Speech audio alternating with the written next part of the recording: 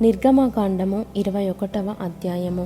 నీవు వారికి నియమింపవలసిన న్యాయవిధులేవనగా, నీవు హెబ్రీయుడైన దాసుని కొనిన ఎడల వాడు 6 సంవత్సరములు దాసుడయుండి 7వ సంవత్సరమున ఏమియు ఇయ్యకయే నిన్ను విడిచి స్వతంత్రుడగును. వాడు ఒంటిగా వచ్చిన ఎడల ఒంటిగానే వెళ్ళవచ్చును. వానికి భార్య ఉండిన ఎడల వాని భార్య వానితో కూడా వెళ్ళవచ్చును. వాని యజమానుడు వానికి భార్యనిచ్చిన తరువాత ఆమె వాని వలన కుమారులనైనను కుమార్తెలనైనను కనిన ఎడల ఆ భార్యయు ఆమె పిల్లలను ఆమె యజమానుని సొత్తగుదురు, కానీ వాడు ఒంటిగానే పోవలెను. అయితే ఆ దాసుడు, నేను నా యజమానుని, నా భార్యను, నా పిల్లలను ప్రేమించుచున్నాను, నేను వారిని విడిచి స్వతంత్రుడనై పోనుల్లనని నిజముగా చెప్పిన ఎడల వాని యజమానుడు దేవుని యొద్దకు వానిని తీసుకొని రావలెను. మరియు వాని యజమానుడు తలుపునొద్దకైనను ద్వారబంధమునొద్దకైనను వాని తోడుకొని పోయి వాని చెవిని కదురుతో గుచ్చవలెను. తరువాత వాడు నిరంతరము వానికి దాసుడయుండును. ఒకడు తన కుమార్తెను దాసిగా అమ్మిన ఎడల దాసులైన పురుషులు వెళ్ళిపోవునట్లు అది వెళ్ళిపోకూడదు. దానిని ప్రదానము చేసుకొనిన యజమానుని దృష్టికి అది ఇష్టురాలు కాని ఎడల అది విడిపింపబడినట్లు అవకాశము నీయవలెను. దాన్ని వంచినందున అన్యజనులకు దానిని అమ్ముటకు వానికి అధికారము లేదు. తన కుమారునికి దాని ప్రదానము చేసిన ఎడల కుమార్తెల విషయమైన న్యాయవిధిని బట్టి దాని ఎడల జరిగింపవలెను. ఆ కుమారుడు వేరొక దాన్ని చేర్చుకొనినను మొదటి దానికి ఆహారమును వస్త్రమును సంసార ధర్మమును తక్కువ చేయకూడదు. ఈ మూడును దానికి కలుగజేయని ఎడల అది ఏమియు ఇయ్యక స్వతంత్రురాలై పోవచ్చును. నరుని చావగొట్టిన వానికి నిశ్చయముగా మరణశిక్ష విధింపవలెను. అయితే వాడు చంపవలెనని పొంచియుండకయే దైవికముగా వాని చేత ఆ హత్య జరిగిన ఎడల వాడు పారిపోగల యొక్క స్థలమును నీకు నిర్ణయించెదను. అయితే ఒకడు తన పొరుగువాని మీద దౌర్జన్యముగా వచ్చి కపటముగా చంపలేచిన ఎడల వాడు నా బలిపీఠమును ఆశ్రయించినను వాని లాగివేసి చంపవలెను. తన తండ్రినైనను తల్లినైనను కొట్టువాడు నిశ్చయముగా మరణశిక్ష నొందును. ఒకడు నరుని దొంగిలించి అమ్మినను తన యొద్ద నుంచుకొనినను వాడు నిశ్చయముగా మరణశిక్ష నొందును. తన తండ్రినైనను తల్లినైనను శపించువాడు నిశ్చయముగా మరణశిక్ష నొందును.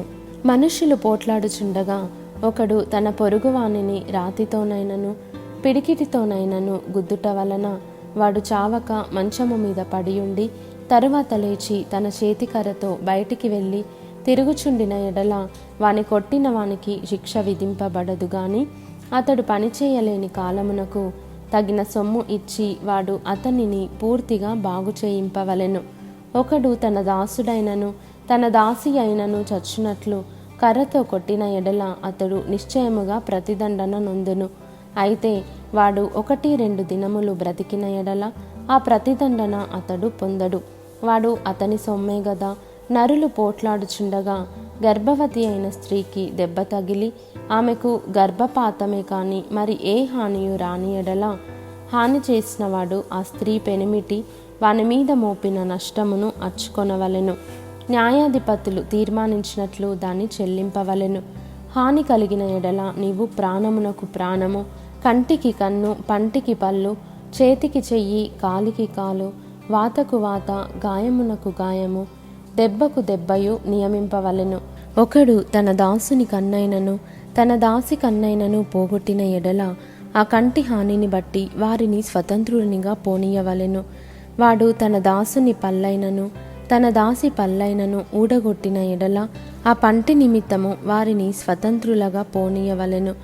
ఎద్దు పురుషునైనను స్త్రీనైనను చావపొడిచిన ఎడల నిశ్చయముగా రాళ్లతో ఆ ఎద్దును చావకొట్టవలెను.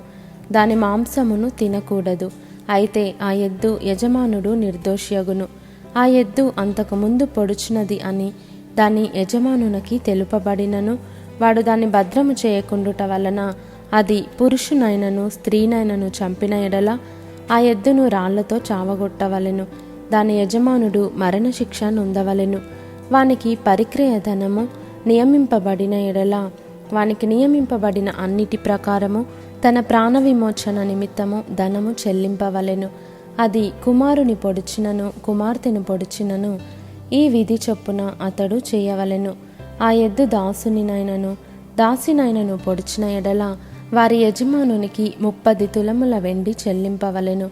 మరియు ఆ ఎద్దును రాళ్లతో చావకొట్టవలెను.